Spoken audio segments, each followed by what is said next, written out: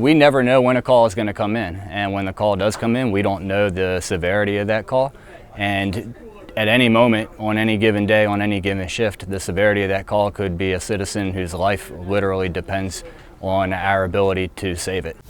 The course is set up with 9 different practical stations that simulate fire ground activity. They incorporate both physical and cognitive stations. And then within those practical evolutions, there's some cardiovascular testing that we do as well. What we want to try to simulate is the ability to work at a maximum or a high heart rate while doing those practical fire ground evolutions, and that's the purpose of the cardio machines. So how it works is the firefighter will wear their bunker pants and their bunker boots for the entire scenario. Once they complete those fixed calories, they will come off the machine, put on the rest of their structure gear, to include their jacket, air pack, helmet, and work gloves, and they will go perform a practical exercise.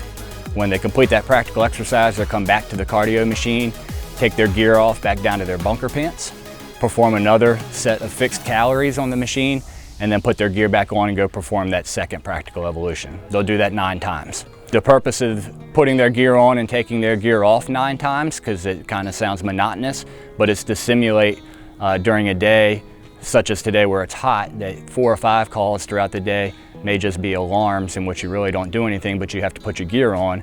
Throughout that day, your gear is going to get hot and sweaty and wet, but when that real call hits at 6 or 7 o'clock that evening for a house fire and your gear is wet, now you know what it feels like to put your gear on while it's wet instead of dry. That's why we do the gear on and off. The 9 stations, like I said, range anywhere from practical to cognitive ability. The first station that we do is a hose drag, simulated hose drag, in which the firefighter will drag a hose line approximately 75 feet to simulate what they would do on a fire ground.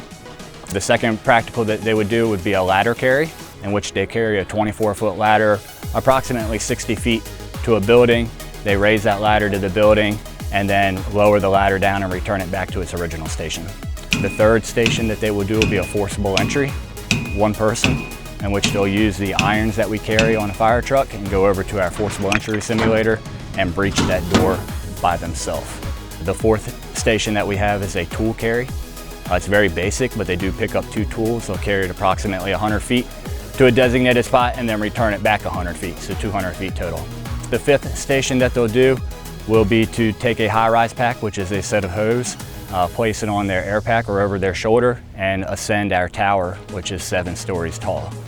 We do this all the time on fire calls, in which we go to commercial buildings and we have to carry that high-rise pack up to the very top. They'll do that.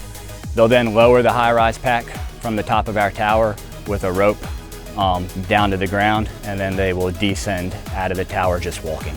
So then we move over to some more basic and some cognitive testing. The 6th test that they'll do will be what's called a Lunar Report.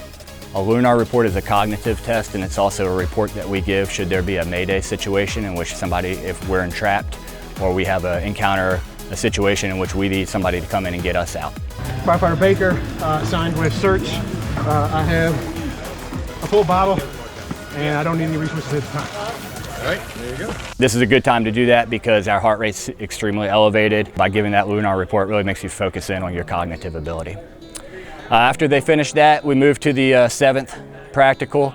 The 7th practical is you will climb up a ladder into a window and then just descend out of our tower. But this simulates what we call a VES, which is Event Enter Search. And we do that when we go on fire calls where we know that there's somebody specifically in a room in which we're going to go into that room. We're going to vent it, go in there, and then search and find that person. Our 8th test is another cognitive test and practical, but it's to tie a knot. At this point in time, we let the firefighter choose whatever knot it is that they want to tie. They're towards the end of this evolution at this point, so they're tired, and once again, their brain's a little foggy, so they can tie whatever knot they want. They just have to be able to identify what it is. And then the final practical that we have is a victim drag, which is kind of the pinnacle of firefighting itself, which is rescuing somebody. The firefighter will finish, come off, grab that victim that we have on the ground, drag them 50 feet, and cross the finish line. At that point, their time ends. If we improve our fitness and wellness, we're better able to serve the community, we're better able to react to things that we encounter in the field, we're better able to do our job.